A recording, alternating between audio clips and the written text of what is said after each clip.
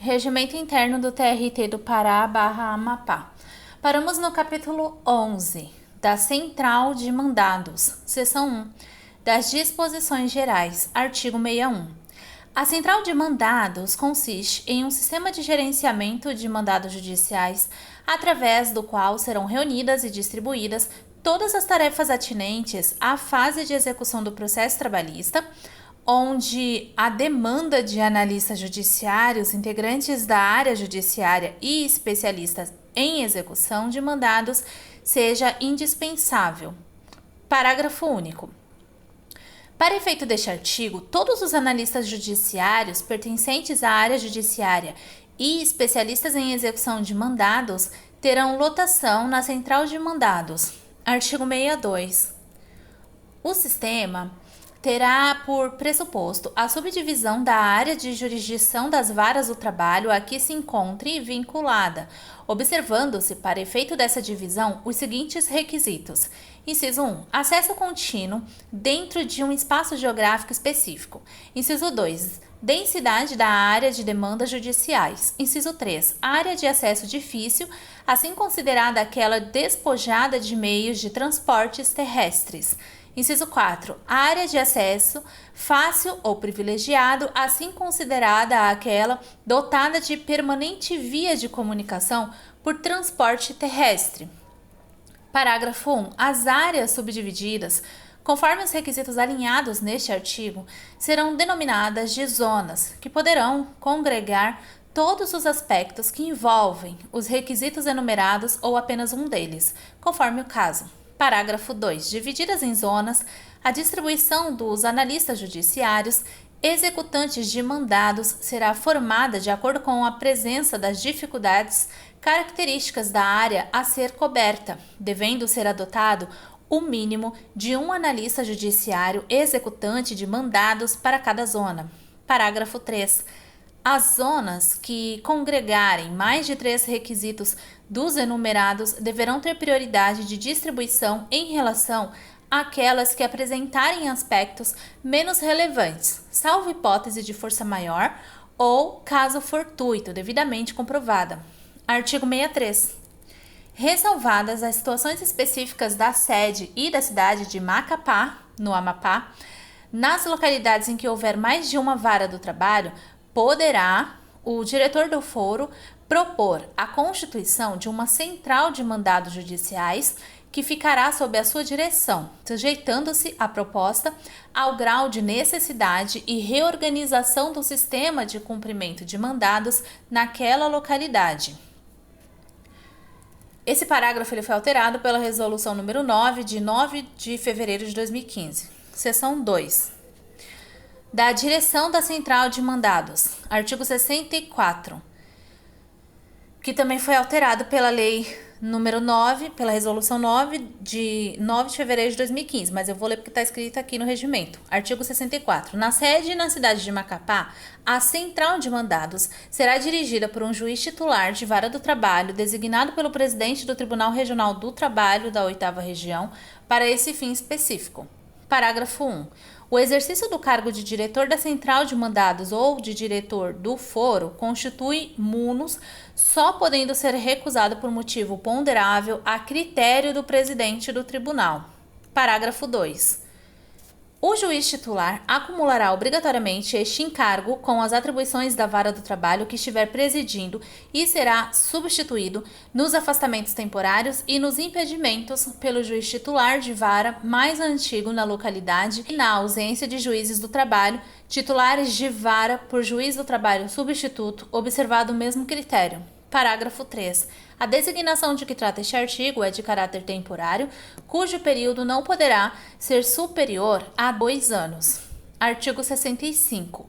A estrutura funcional da Central de Mandados compreenderá um analista judiciário pertencente à área judiciária na especialidade de execução de mandados, além de 2 ou mais servidores de carreira que coordenarão todas as atividades atinentes ao sistema. Parágrafo 1.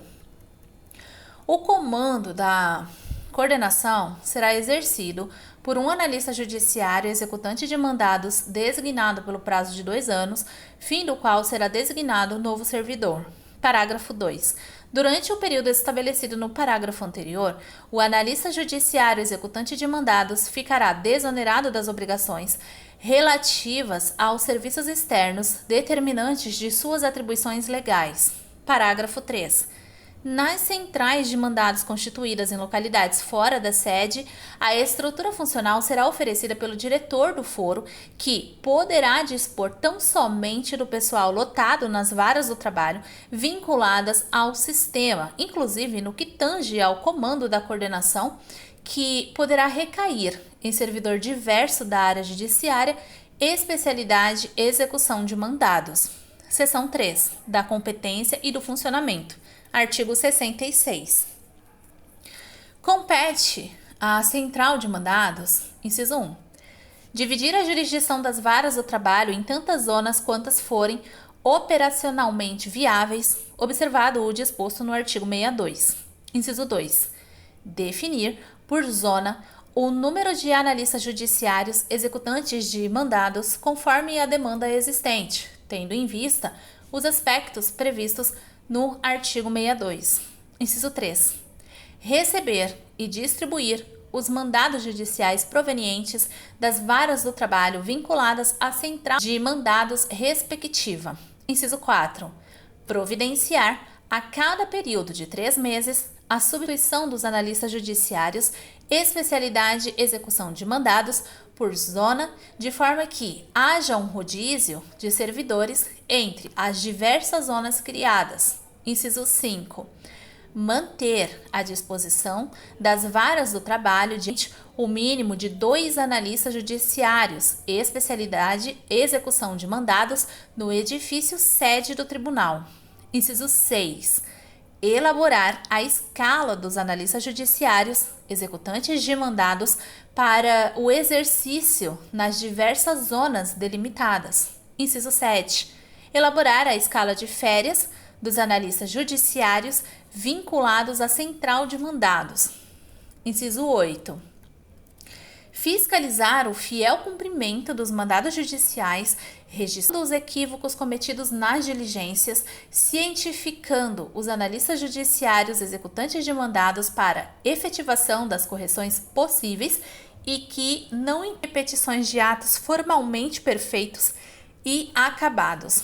Inciso 9. Exercer o controle sobre a qualidade e dos trabalhos desenvolvidos, cumprindo as metas fixadas pela administração e propondo sugestões para o melhor desempenho das suas atividades. Inciso 10. Executar quaisquer outras atividades atinentes ao sistema. Parágrafo único. Aplica-se este artigo, no que couber, às centrais de mandados constituídas no artigo 63. Artigo 67. A distribuição dos mandados judiciais será diária e extraordinária, sempre que a ordem judicial assim o exigir. Parágrafo único. Em caráter excepcional, poderá o diretor da central de mandados designar analista judiciário ou executante de mandado cumprimento de determinada diligência, independentemente da sua área de atuação trimestral. Artigo 68. Nas escalas de serviço, os analistas judiciários executantes de mandados serão identificados por números através de tabela devidamente divulgada. Artigo 69. O analista judiciário executante de mandados terá 9 dias para o integral cumprimento do mandado, se outro não for o prazo estabelecido na lei ou na ordem judicial. Artigo 70. Toda diligência deverá ser concluída pelo mesmo analista que a iniciou, ainda que em zona diversa daquela fixada para o exercício de suas atribuições. Parágrafo único. Havendo autorização do diretor da central de mandados, outro analista judiciário executante de mandados poderá concluir a diligência iniciada desde que essa transferência de tarefas seja benéfica para os trabalhos, sem que tal fato implique em redistribuição do mandado. Artigo 71. Os fatos ocorridos nas diligências deverão constar de certidões circunstanciadas. Parágrafo 1. O analista judiciário executante de mandados, sempre que possível, qualificará as pessoas envolvidas na diligência com a indicação dos prenomes e nomes, endereço, estado civil, números da carteira de identidade, CI, e do cadastro de pessoas físicas, o CPF. Parágrafo 2. Independentemente do relatório encaminhado à Secretaria da Corregedoria Regional, a Central de Mandados colocará à disposição 2 juízes titulares de vara vinculadas ao sistema, um quadro de informações sobre todo o ciclo da ordem judicial. Artigo 72. A estrutura funcional da Central de Mandados, prevista no artigo 64, poderá ser acrescida de servidores pertencentes à área judiciária na especialidade de execução de mandados ou de outra área ou especialidade, conforme a necessidade existente na ocasião. Artigo 73. Após a subdivisão da área de jurisdição das varas do trabalho, serão divulgados os números de zonas e sua respectiva delimitação geográfica, que serão identificadas por nomes próprios de logradouros públicos, praças, avenidas ou ruas de predominância do contexto físico respectivo. Artigo 75. Os problemas provenientes da execução dos serviços desenvolvidos pela Central de Mandados serão resolvidos por seu diretor, que poderá submetê-los à apreciação da Corregedoria Regional. Capítulo 12. Das convocações, substituições e transferências de juízes. Artigo 76.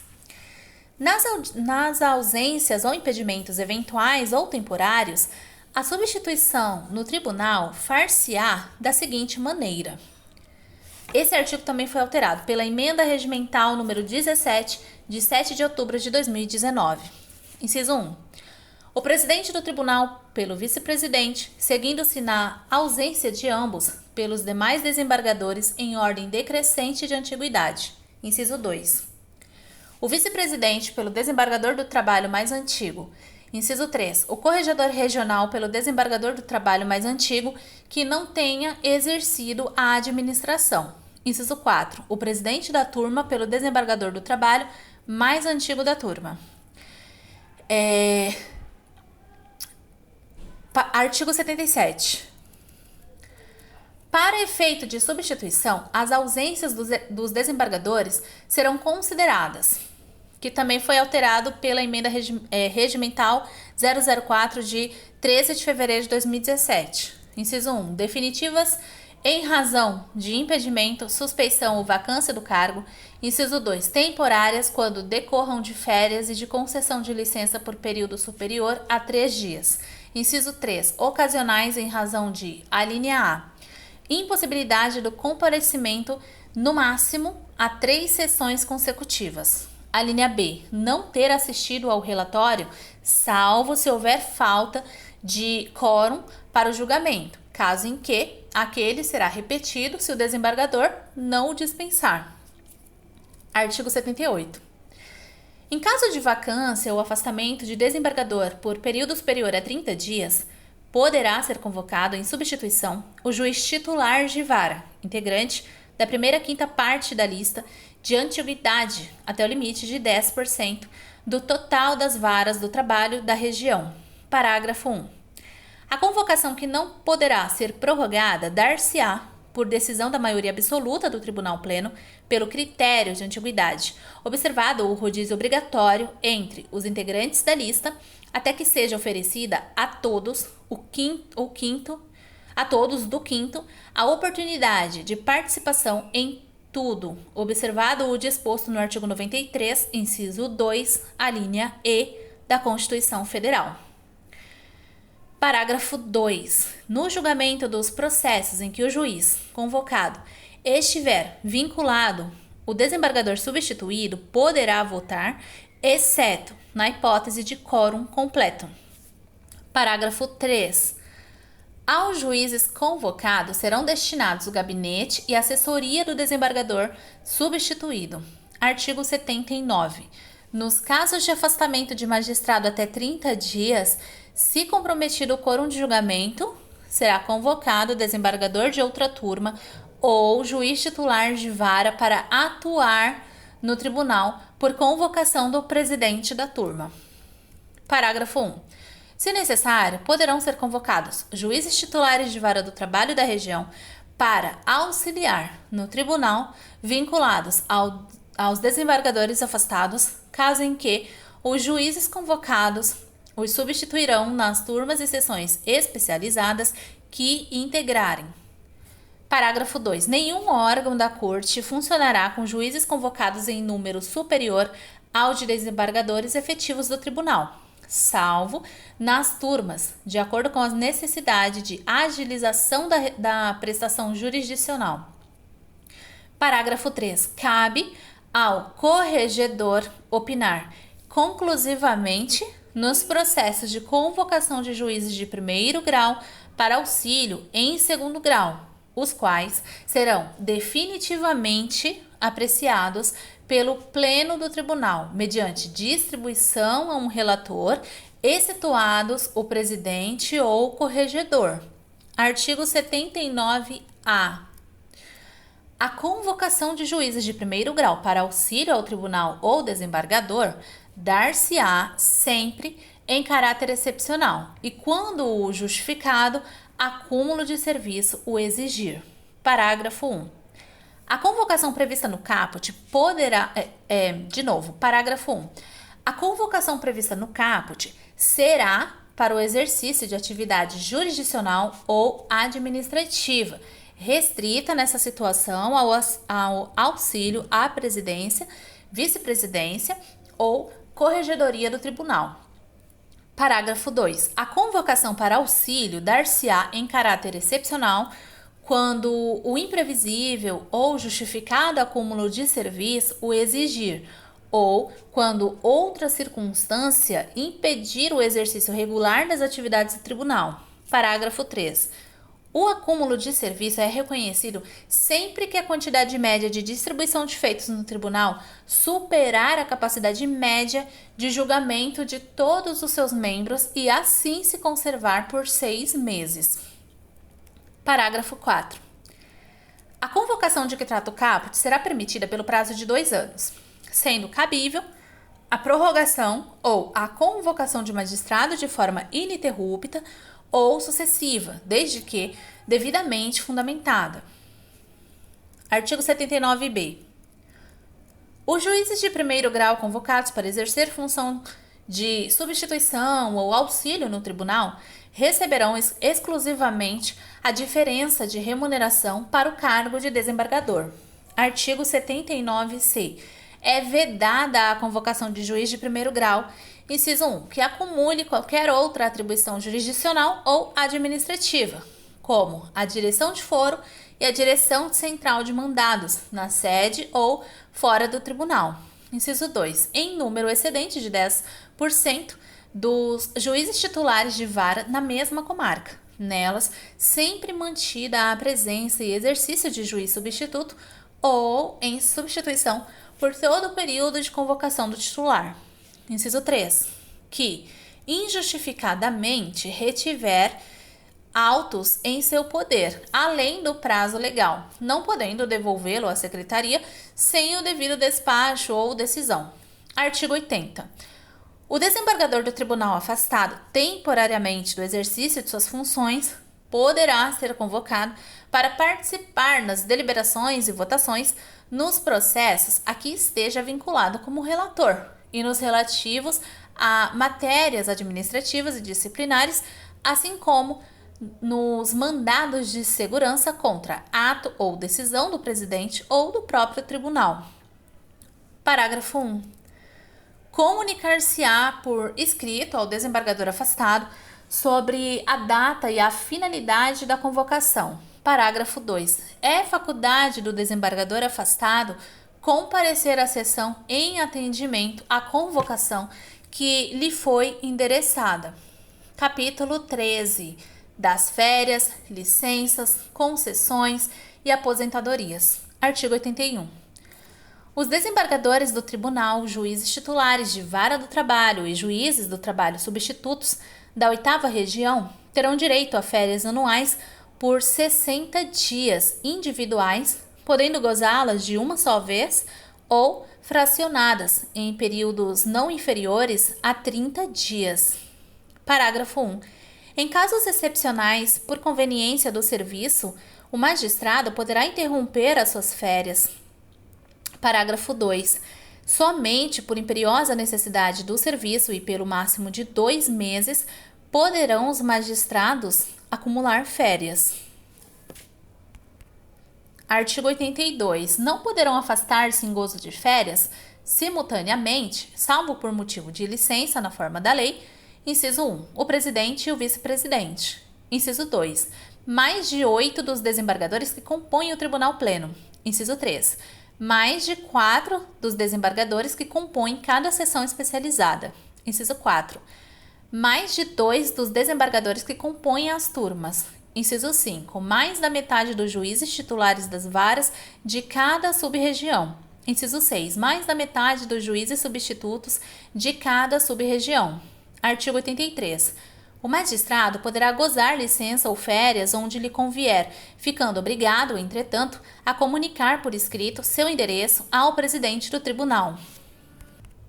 Artigo 84. Nenhum desembargador do tribunal poderá entrar em gozo de férias sem julgar todos os processos que lhe tenham sido distribuídos, salvo motivo de força maior devidamente comprovado. Artigo 85. Ainda que em gozo de férias, os desembargadores do tribunal poderão participar de votação quando se tratar de emenda ou reforma do regimento, eleições, organização de lista para promoção, remoção ou disponibilidade de juízes, processo disciplinar da magistratura, bem como outras deliberações de ordem administrativa, observado o disposto nos parágrafos do artigo 80. Artigo 86. Os desembargadores do tribunal, juízes titulares de varas do trabalho e juízes substitutos das sub-regiões terão suas férias sujeitas à escala atendida à conveniência do serviço e, sempre que possível, a de cada magistrado. Parágrafo 1. Com esse fim, o presidente do tribunal ouvirá os interessados no mês de outubro, providenciando o serviço de administração de pessoal até o final do mês de novembro, a elaboração da escala a vigorar no ano seguinte. Parágrafo 2. Os juízes do trabalho substituto somente poderão requerer férias nos meses de janeiro, julho e novembro, e se houver disponibilidade, condicionada à escala de férias dos juízes titulares das varas do trabalho da sub-região a que pertencer. Parágrafo 3. O Serviço de Administração de Pessoal, sob a coordenação da Corregedoria Regional, deverá elaborar escala de rodízio para o gozo de férias dos juízes do primeiro grau nos meses de janeiro, julho e novembro, de modo que permita a igualdade de condições para todos os magistrados, obedecendo aos seguintes critérios. A linha A, antiguidade. A linha B, produtividade. Artigo 87. Verificando-se a impossibilidade de conciliação de interesses dentre os magistrados do tribunal ou dentre os juízes titulares de varas do trabalho e juízes substitutos, dar-se-á a preferência ao gozo de férias no período escolhido, obedecendo aos seguintes critérios. Inciso 1. No tribunal, a linha A, ao desembargador mais antigo. A linha B, ao desembargador mais antigo com maior prole de idade escolar.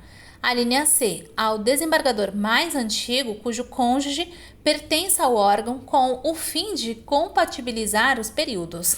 A linha D, ao desembargador que acumula atividades de professor. Inciso 2. Nas sub-regiões. A linha A, ao juiz titular de vara. A linha B, ao juiz titular mais antigo. A linha C, ao juiz titular mais antigo com maior prole em idade escolar. A linha D, ao juiz titular mais antigo que possua cônjuge no órgão com o fim de compatibilizar os períodos. A linha E, ao juiz titular mais antigo que acumula atividade de professor. A linha F, ao juiz substituto mais antigo. A linha G, ao juiz substituto mais antigo com maior prole em idade escolar. A linha H, ao juiz substituto mais antigo que possua outro membro de sua família no órgão com o fim de compatibilizar os períodos. A linha I, ao juiz substituto mais antigo que acumula atividades de professor. Parágrafo único. Nova consulta será feita ao magistrado para que se manifeste por outra alternativa quando se verificar a impossibilidade de deferimento das férias no período pleiteado.